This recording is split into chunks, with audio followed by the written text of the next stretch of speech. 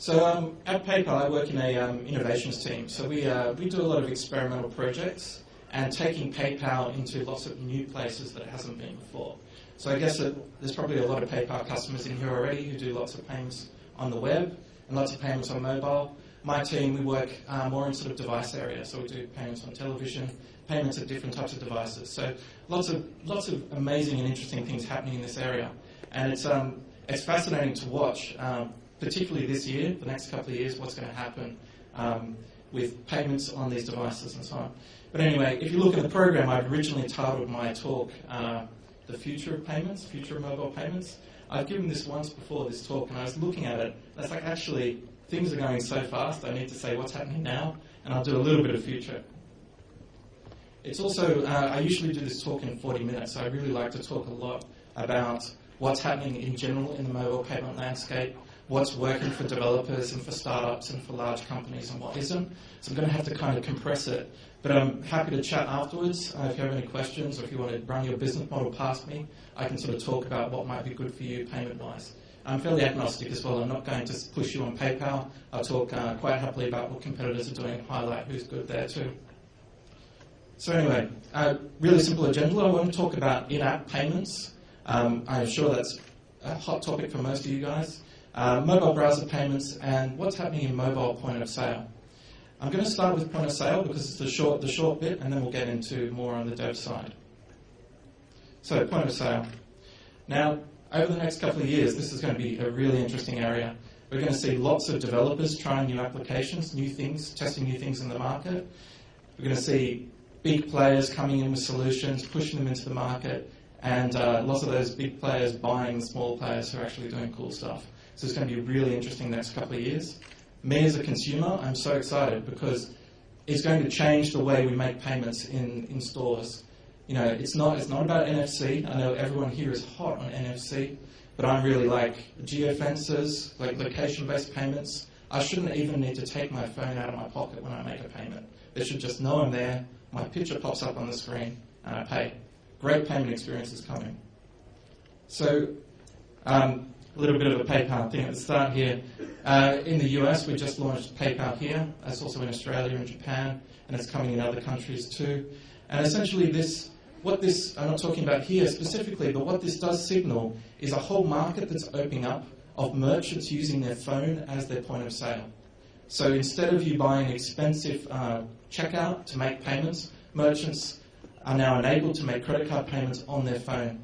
And it's opening up whole new markets. I mean, already you look at things like Get Taxi, so taxi drivers can take payments like that. Tradesmen, so people coming to do work in your house, people running market stalls, range of new opportunities opening up. PayPal's quite interesting in here because we're not just doing card payments on this app. Customers can also make PayPal payments. I'll show you how that works in a moment. But it just signals an interesting shift and an opportunity for developers as well to create applications in this market. So, I mean, we're not the only one. You've seen there's a lot of other solutions. I saw another company here too have a little swiper. So it's a very interesting area. The other thing we're seeing is lots of point of sale, so larger retailers, modifying their checkout system so they can make payments from mobile devices.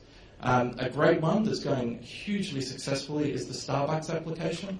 So install the Starbucks application, it's linked to your Starbucks account, which is then linked to a credit card, and it generates a one-time code on the screen, which is then scanned at the point of sale. And you would think customers won't be bothered to load the app. They won't be bothered to go through and open the code and then hold it up to the till, but customers are doing it. They're doing phenomenal numbers.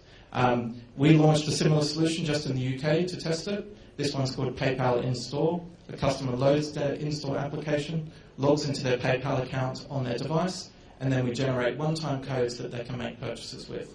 So it's a really nice payment experience. And we're not the only ones doing that. So Barclaycard and tied up with one of the telcos, Orange, but they're going for the NFC route. My criticism on that NFC route is we just don't have the penetration at the moment there. So every phone has a screen, not every phone has that NFC. So it's again, we'll see which of these get adopted, but there's plenty of interesting things happening. I think you have similar solutions in Israel as well. And the interesting thing about this, Orange, essentially this is a credit card transaction that's running over the card network, whereas when you're doing wallet-based solutions like PayPal, it's not a credit card transaction. So it's running over separate payment rails.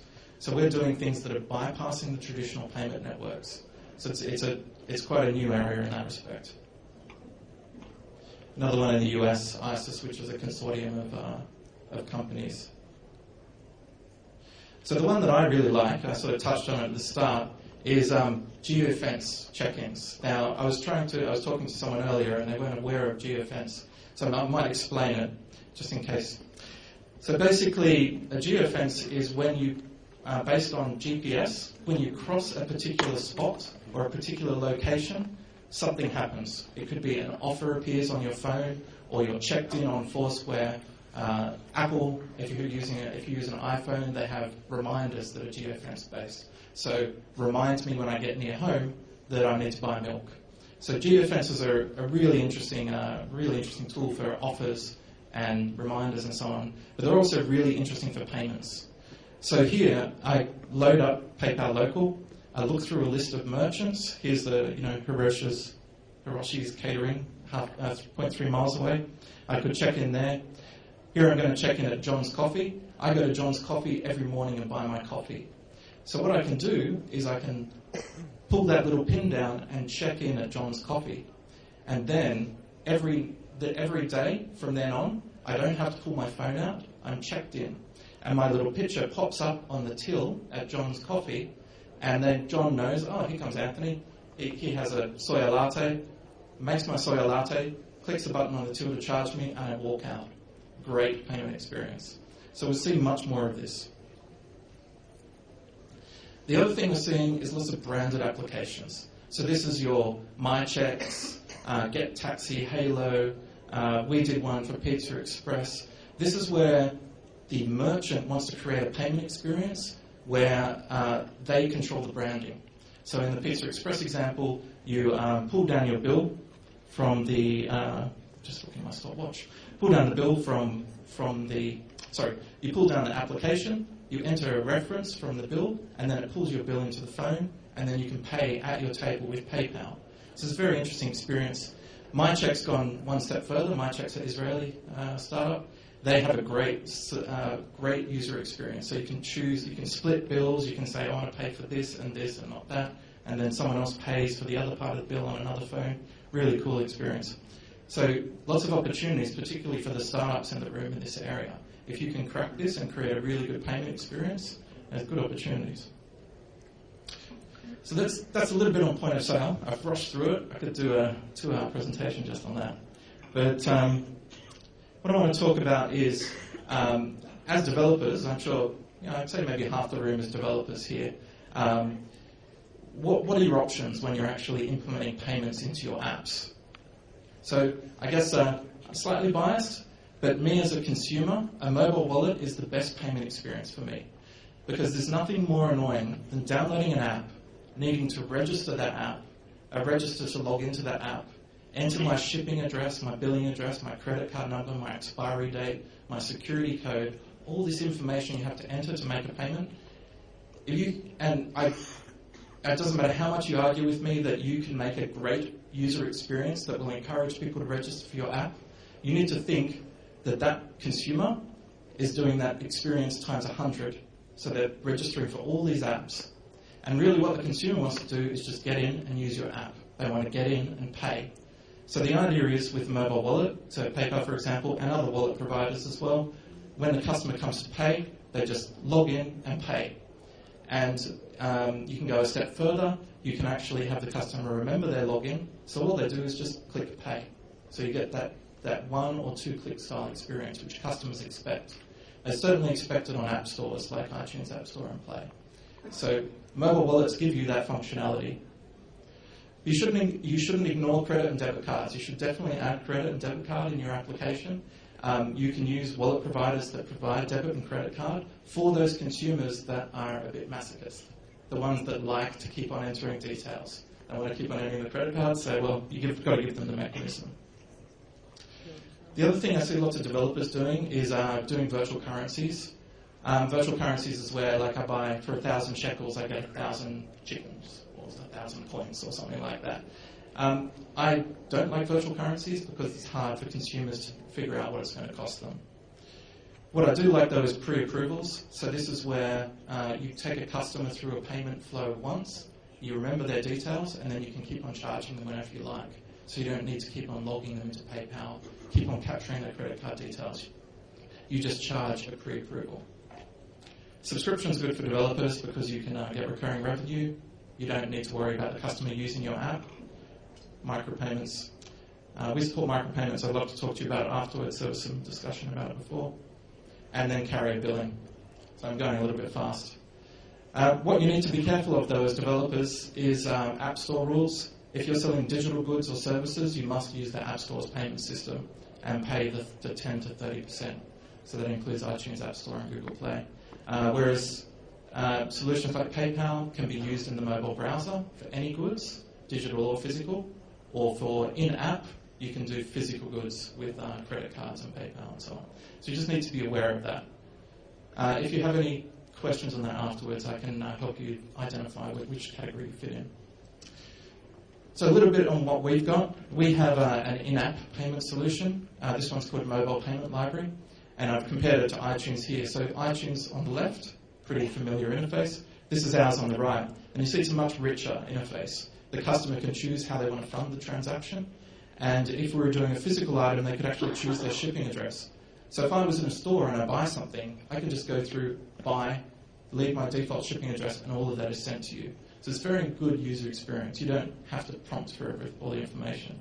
So that's an in-app purchase, Mobile Payment Library. We also have a solution called Mobile Express Checkout, which is essentially the same user experience, but it's presented in a browser as opposed to as a UI in the app. I can't remember how to pronounce this, but oh yeah, Belgium. Okay, so yes, this is Belgium. I was trying to read the Hebrew and it's not working. So this is Belgium. They've integrated into a web view inside their app to make payments with PayPal. And you see down the bottom there's a pay with credit card option. So we do support the customer paying with a credit card as well. So if they do want to go through and enter that detail. But the important thing is, because we're a wallet, we don't just store one payment method, we store multiple methods. So the customer can go through, and if you look on the screen on the right, there's a credit card there and another option. So you can actually choose your different funding methods. You can control whether your phone number is shared and so on, and get sort of nice rich detail. So it's quite a nice UI. So luckily I have a minute to get my bugbears out. I thought I was going to have to skip this one. But as a developer, what you really need to think about is making sure that your website is mobile optimized. There's so many companies I know of that don't have mobile optimized websites, and it's such a shame because you go to the website, it's all optimized for desktop, they hit the payment flow with PayPal, and it goes on a nice mobile experience, and then they pop back out into unoptimized flow. So I guarantee you, I reckon maybe only 20% of this room, if you have a website, have actually mobile optimized that website. So it's important to do.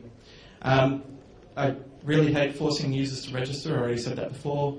Forcing users to enter their credit card details and so on. Yeah. So anyway, happy to run through more of those later. But if you want more information, please go to x.com/developers/PayPal. That's our developer site. And there's actually a really interesting page you should look at. It's called Use Cases. And Use Cases talks about all the different models we see startups right up to enterprise developers trying to implement. And what we do is we explain how to implement those in our payment system. We explain the APIs to use, what you should do for the user experience. So it's quite a good resource. And if it's not there, feel free to shoot me an email as well. That's my details there. Yeah, Hicks. Okay, thank you.